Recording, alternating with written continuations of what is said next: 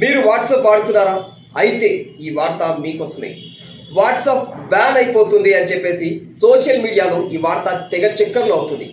మరి ఇది నిజమా అబద్ధమా? ఎస్, వాట్సాప్ బ్యాన్ అనే పదం కంటే వాట్సాప్కి మన సుప్రీంకోర్టు అనేది వార్నింగ్ ఇచ్చింది. ఎందుకు సుప్రీంకోర్టు వాట్సాప్కి వార్నింగ్ ఇచ్చింది? ఎస్, వాట్సాప్ అనేది మన డేటాను పూర్తిగా కూడా చోరీ చేస్తుందని చెప్పేసి సుప్రీంకోర్టు అయితే వాట్సాప్కు వార్నింగ్ ఇస్తుంది. మరి ఏ విధంగా చోరీ చేస్తుంది? మన పర్సనల్ డేటాను పూర్తిగా కూడా వాట్సాప్ అనేది మెటాతో షేర్ చేసుకుంటున్నట్టు తెలుస్తుంది. ఈ అంశాన్ని, ఈ విషయాన్ని సుప్రీంకోర్టు పసిగట్టి దీనికి సంబంధించి వాట్సాప్కు చురకలు వేసింది. మీరు ఈ విధంగా ప్రవర్తించినట్లయితే, నిజంగా యూజర్ల యొక్క ప్రైవసీని మీరు దొంగిలించి వారి డేటాను దోచుకున్నట్లయితే ఖచ్చితంగా మీరు ఇండియాలో ఈ వాట్సాప్ను చెలామణి చేయడానికి మీకు హక్కు లేదు అని చెప్పేసి చురకలు వేసింది. ఈ రకంగా గట్టి వార్నింగ్ అయితే ఇచ్చింది.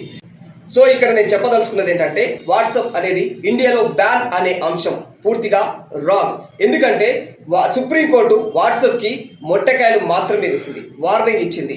మీరు గనక ఇట్లా యూజర్స్ డేటాని మీరు మెటాతో షేర్ చేసుకున్నట్లయితే ఖచ్చితంగా దాని పరిణామాలు, దాని పర్యవసానాలు చాలా ఘోరంగా ఉంటాయని చెప్పేసి అయితే వాట్సాప్కు వార్నింగ్ ఇచ్చింది.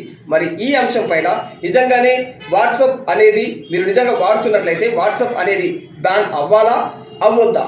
సుప్రీంకోర్టు వాట్సాప్కు ఏదైతే చేసిందో ఆ వార్నింగ్ మంచిదా చెడ్డదా? ఈ అంశం పైన మీ యొక్క కామెంట్ని తెలియజేయండి.